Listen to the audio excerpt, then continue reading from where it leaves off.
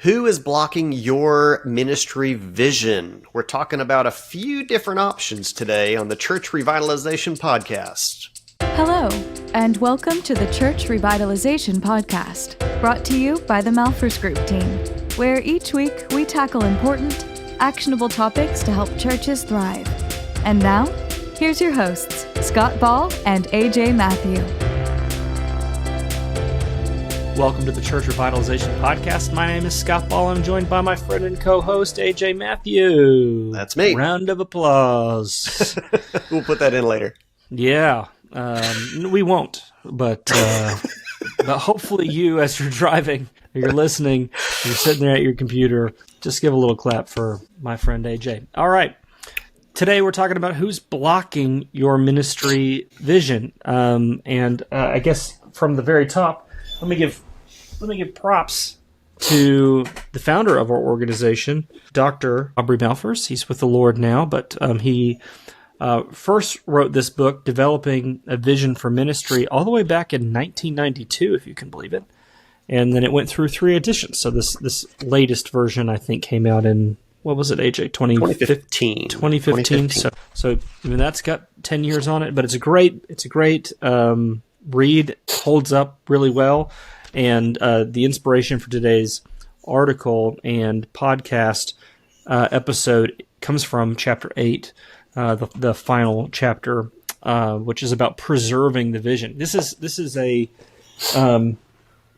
challenge in the church. I think we think that we do all this hard work, we put the team together, we have the meetings, we get everything kind of arranged and written up, and we start presenting it, and there's maybe even some initial excitement about the future of the church and where things are going, and then some people start trying to block the vision, and you can start to get discouraged. And so today we're going to be walking through the 3 kind of archetypes of people who are likely going to be in the way.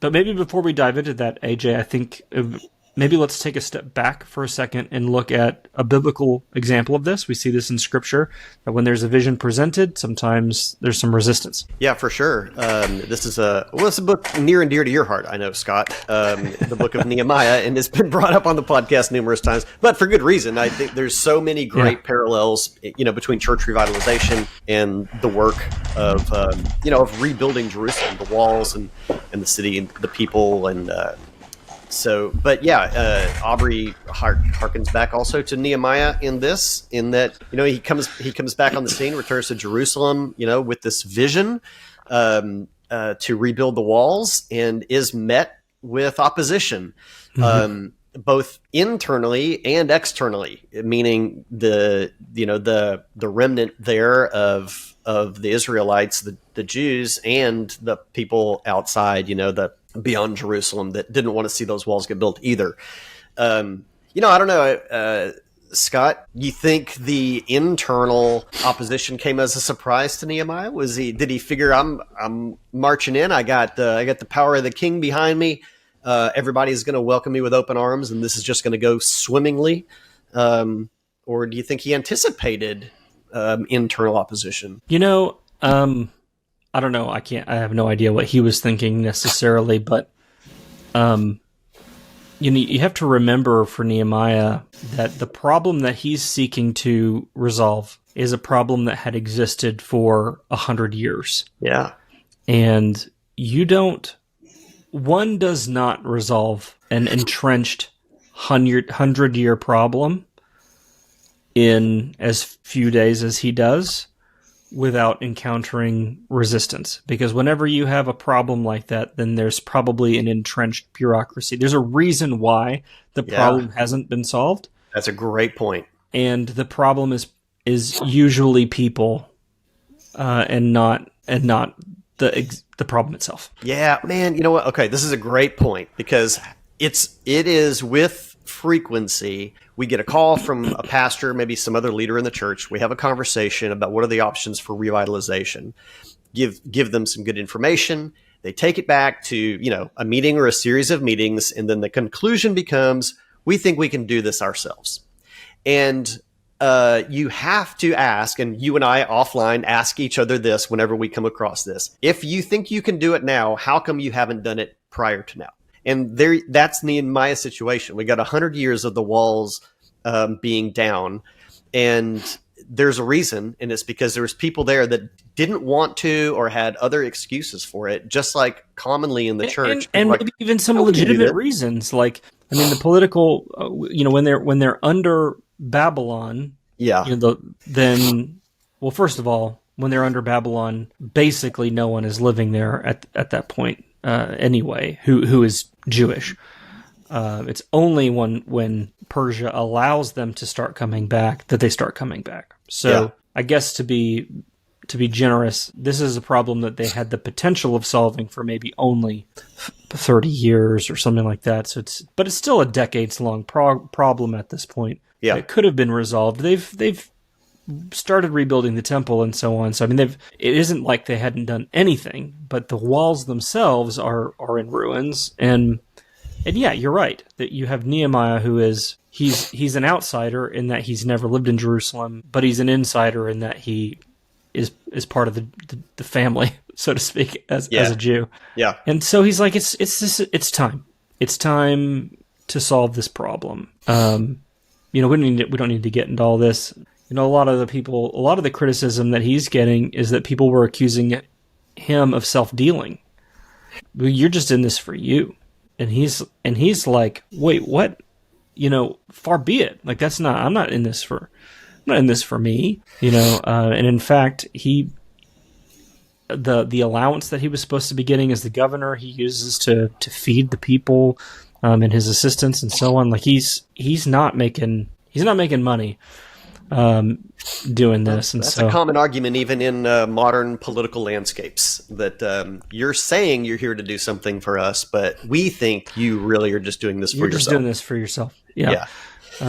And to be fair, I don't know that people say this directly to our faces, but I think one of the challenges in the kind of work that we do, especially since, we have things like the Healthy Churches Toolkit, and there's fees associated with registering for that if you're inside North America, or the work that we do in consulting with churches, there's fees associated with that.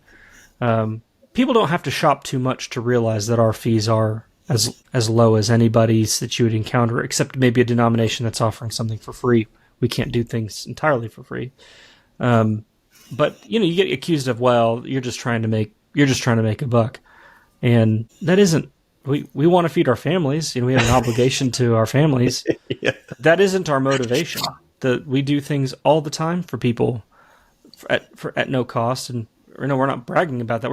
I'm just saying, these kinds of things can cut deep. I'm not comparing myself to Nehemiah. He's a leader I look up to immensely. But I can relate a little bit in going, well, hold on a minute. That those kinds of accusations hurt when you hear someone say, oh, you're just doing this for the money, because you go, well, no. If I wanted to go make money, there would be better ways to make money. That isn't a motivation for us. Yeah. Well, yeah. There's a lot of things in the church in which people get paid to do them. And so if that's your position, anybody doing anything in the church is only doing it for the money, then I don't know.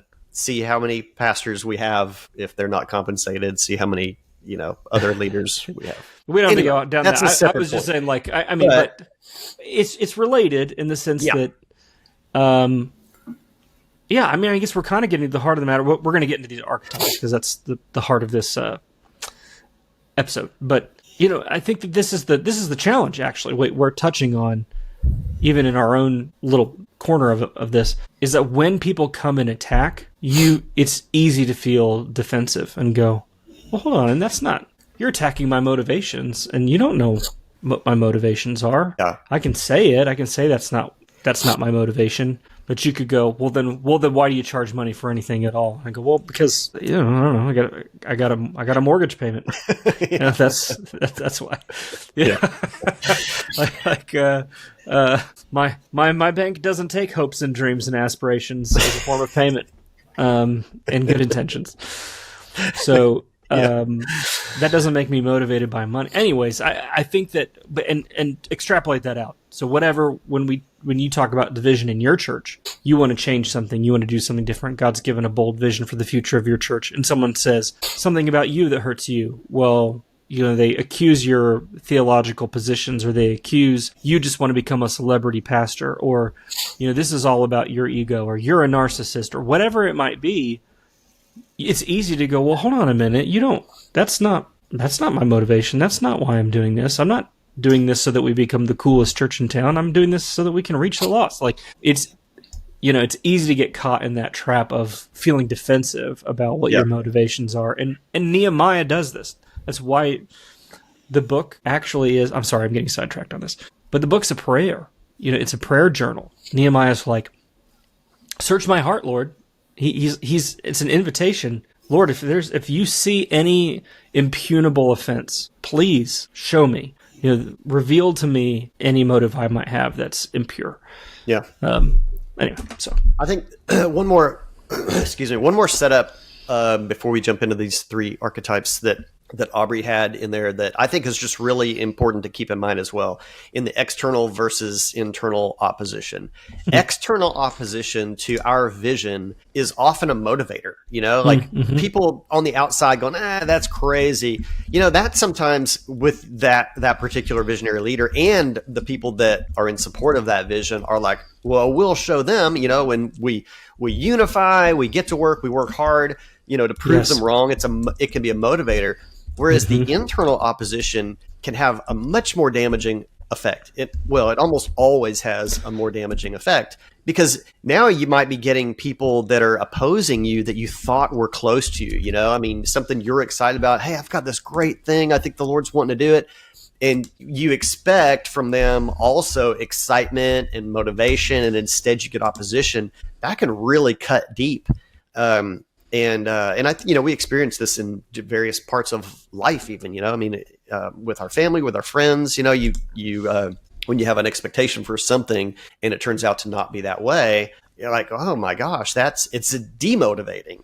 Yes. And so I think these are really important things to keep in mind as we, especially for you listening, you're thinking about, maybe trying to present vision to your church and work on a revitalization effort. It's just good to have these things in mind and be prepared, and perhaps even be able to understand the people around you that you're going to need to be a part of it prior to this, I think, because then you can manage maybe expectations properly and even strategies going forward. So with that, Scott, let's jump into our three kind of archetypes for vision blockers. Yeah. Okay. So our first one is a vision vampire. Let me just pause briefly and say these terms came from Aubrey, and I love them. I love him, and it makes me miss him. I'm like, it is good stuff. Classic Aubrey Malphurs, and yeah, we miss you. So vision vampires. Vision vampires, consciously or unconsciously, they drain the life. They're just sucking the blood out of a new vision. They hear something new that the church wants to do, a different direction, a fresh direction, and they can't wait to sink their teeth into it and just suck it dry.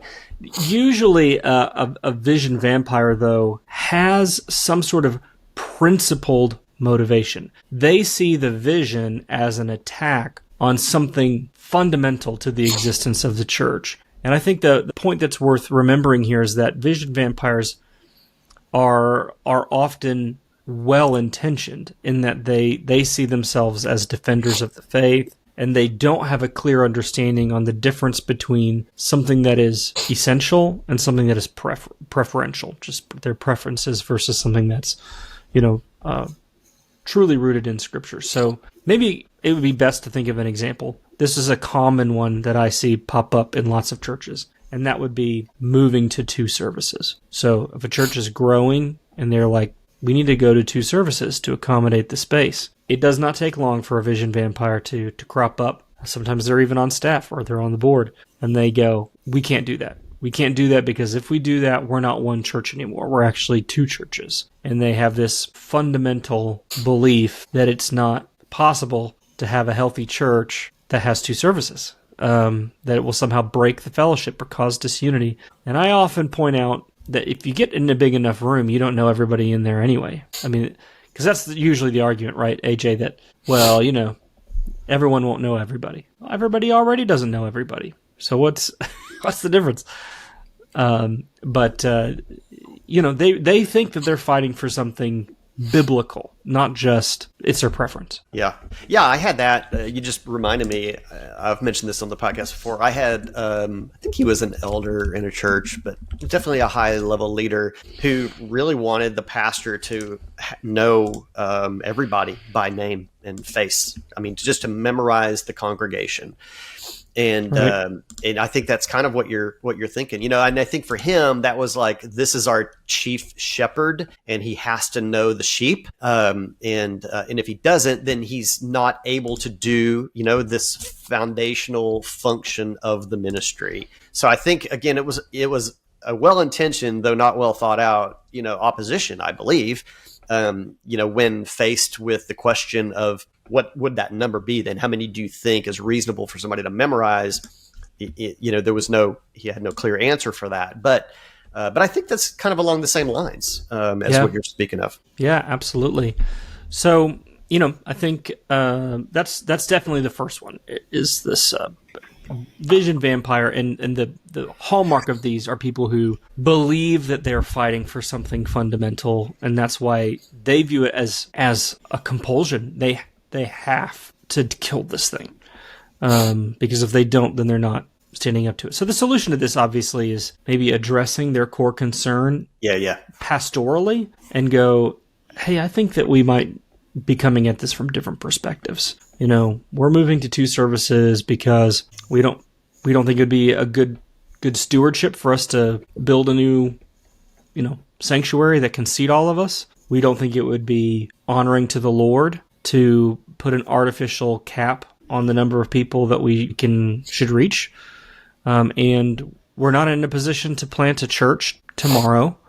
And so in this season, as the Lord is blessing us, the solution that we've seen to be able to accommodate the growth and to continue to reaching people with the good news, because 2/3 of the people in our community are perishing without the Lord, is for us to add an additional service so that more people can grow in the gospel. Now, what questions do you have about that, or what concerns do you have about that, and how can we address them? And they go, well, I just don't think it'll be the same. I just don't think that we're gonna, then deal with that and go, well, it sounds like you're having a nostalgia feeling, versus what's your theological argument, and what is your solution?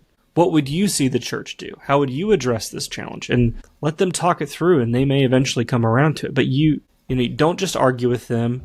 Present the case, and if you've got someone who's totally intransigent, you gotta hang in there. You can't just go, okay, all right, yeah, and just fold. You can't let go of the vision because there's some criticism. So you gotta hang tough. Yeah. All right. So our second vision blocker is another good double V word here, vision vulture. So we had vision vampires sucking the lifeblood out. Now we've got vision vultures. And what's the MO of the vulture? Well, it's to find something available and pick it apart. Just dig in there and see what you can get out of it. And I think that's another really good example here of people that we encounter in the church, that they hear of the vision, and their first inclination is just to get into, maybe even at that level, even some unnecessary details, but just bring it up. Well, what would not work about that? What's wrong with that? What are the small things that would go against what we normally do?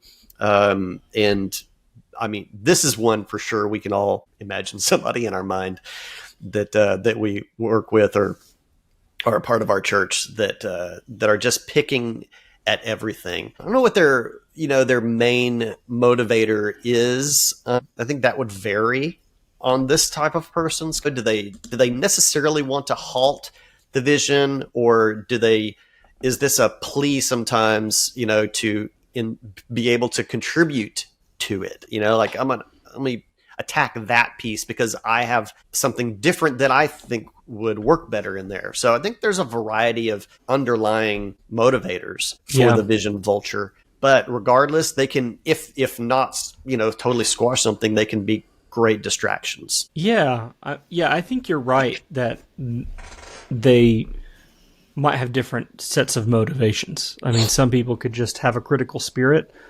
Some people could be, just not like the leader, and so they take every opportunity they can to just be critical because they don't like that person. Sometimes they really do like their preference, and they really are defenders of the status quo, and they know they don't have a theological argument. They're not opposing it on principle. They're just opposing it because they don't want to see something be different. Yeah, more on the practice, perhaps. Yeah, that's right. So, but you can't judge someone's heart, so I don't know, and it depends. There are a lot of different kinds of vision vultures and what their motivations might be, but the practical reality of a vision vulture is that they pick. Why are we doing that? And I think, honestly, I'd take a vision vampire over a vision vulture every day, because at least a vision vampire has a perspective that they're trying to defend, and you can maybe win them over, maybe, if they start to be coached along, so to speak, or developed or discipled into a different and better understanding of the word. Whereas a vision vulture is just picking. Well, even a vision vampire, if they were to ultimately just disagree and say, I just disagree, like I can't get past this, it'd be easier for that person probably to part ways and go, I think I probably just need to find a different church. And as much as you don't want that, that's an easier conversation because they're going, well, we're at an impasse. Like I have this conviction and the church is going a different way and I just don't agree. I wonder But a vision vulture isn't that. They're just picking. Yeah. They're like, and you can never, it's hard to say, I think this isn't the right place for you. Why? Because they disagreed about, the color of the carpet or what song you sang. That's too petty of a reason to dismiss them, but they're way more annoying than a vampire. Yeah. Vision vampires are probably the more likely people behind church splits, perhaps, because they're able to make a theological argument, and depending on their level of leadership or, influence, they might be able to rally together. They've got a solid enough sounding argument to rally enough people together to move that direction or to even stop something. Whereas the vultures probably not a significant number of people are going to take their picking seriously enough or find it compelling enough to want to lock arms with them over it. Maybe I'll defend the vampires, and we're using this in a derogatory way because we're assuming that your vision is healthy and biblical. Yeah, right. Maybe the vampire's right. If you've got a vision that's unholy, they might be right, and they may be totally justified in putting up a resistance. So maybe assume we're talking about you've got a vision that is healthy and biblical, and you've used our processes to make sure that it is. You're not taking the church in a direction that really is, out of step with the word. But so I'll defend maybe some vampires, depending on the person listening. They might think they've got a vampire, but that person might be right. Well, sure, yeah, and there's without getting too specific. But if you're leading your church off the rails, getting away from biblical truth, the authority of Scripture. They're right, and you should listen to it. If you are that type of visionary leader and you have made sure that there's not a close circle of accountability around you, there's a chance you might need a vampire in your life to derail you. Yeah. But we're making an assumption here in this episode that the plans you have are in alignment with God's word and His authority. But okay, all right. Well, hit us with our third. Our third one. I think this is an interesting. AJ was hoping that Aubrey would have come up with another V, but these are vision firemen, and I think that this is an interesting one. So hear me out, because I think it requires a little bit of explanation. Aubrey defines a vision fireman as a person who essentially exists to prevent fires from starting and spreading. But when you're talking about doing something new and doing something visionary, it often requires a little bit of destruction in order for there to be some construction. You have to maybe clear some dead wood out. You have to, kill off some old practices, or, sunset some ministries that aren't effective anymore And so there has to almost be a bit of a controlled burn to certain aspects of the ministry in order for there to be healthy growth in the future. And vision firemen are the kinds of people who they're not going to start the fire, and they're not going to want to stick around and see the fire happen. They want to put it out. Yeah. So they are the guardians of the gate. They are the defenders of the status quo. Preservationists. They're preservationists. They'll say, look, 1 Corinthians 14:40 says, let all things be done decently and in order. And so when they see anything that they perceive as chaos, and change is often a little bit chaotic on the front end when you don't have that certainty and of practice and so on. They just don't like that. They just don't like the change, and they are afraid of the chaos that might sow. So it isn't that they have a principled objection to the change. It isn't that they are merely being critical.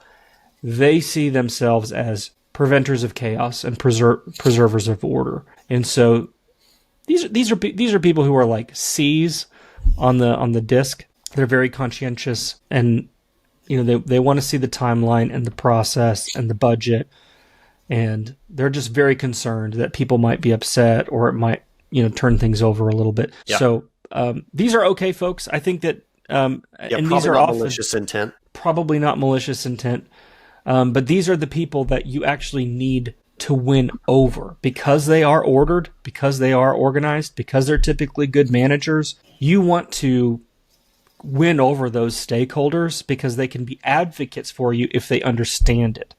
And they might be able to help actually execute a vision effectively. Yeah. So these are managers. They are usually leaders, but they don't have a leadership skill. They have more of a manager type skill. So you want to win these folks over early. Know who they are and win them over so they can help you rather than stand in your way and be preventing you from moving forward in the vision. Yeah. Yeah, for sure. So I think some of the key takeaways here is, have an understanding of these types of opposition that you'll run into, and then kind of be prepared for it, anticipate it, so that when it happens, you can go, I kind of thought that. And if you've been at your church for a while, maybe speaking to you, pastor, you're going to know already a lot of these potential blockers.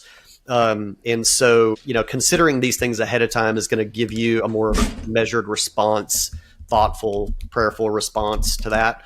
But the last piece kind of in responding to this also, that's maybe most important, again, assuming you're a healthy leader, you have a healthy vision, is resilience, that you work through it, systematically, methodically with the opposition, and stay strong in presenting and working towards the vision.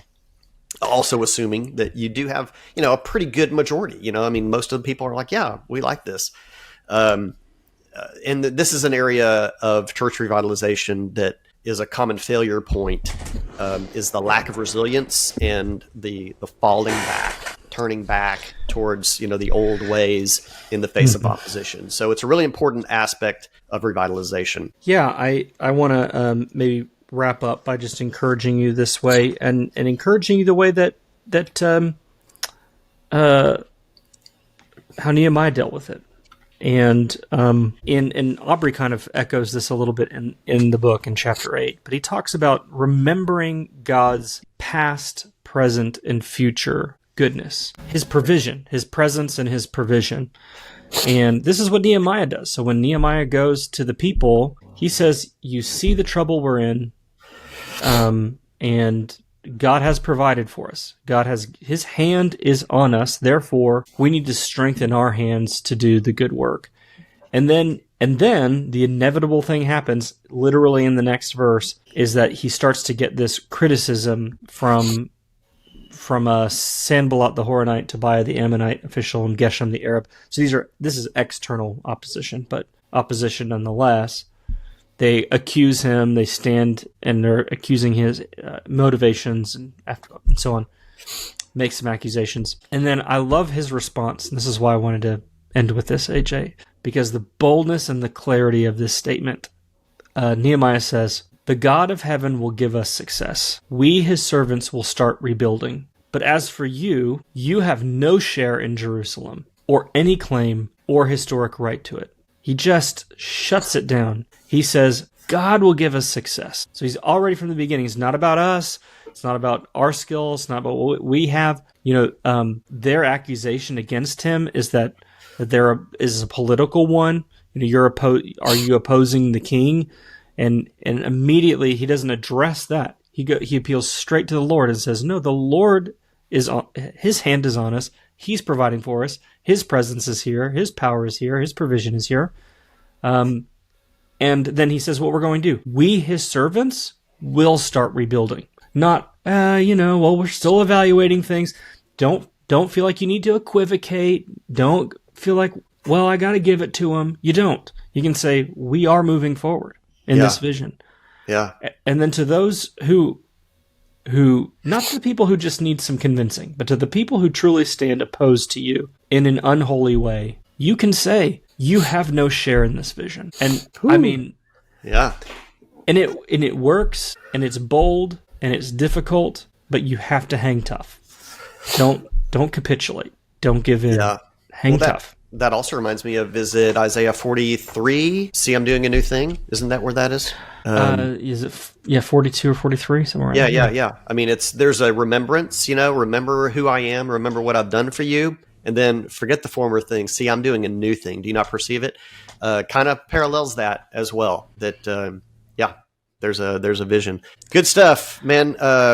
If you're feeling this in your church, as a leader, you're like, this is not where we're supposed to be. I really feel like God's calling us to more than, we would love to hear from you and talk with you about that and work with you to forge a path forward in that. This is what we do all day, every day. We love seeing that. So definitely reach out to us. Just go to malphursgroup.com. You can contact us there on the website. Yep. And today's article is going to be in the link below in your podcast app or on YouTube if you're watching over there. So click over there, read today's show notes, and again, reach out to us because we'd love to talk with you about any seeds of vision that are starting to pop up there in your ministry.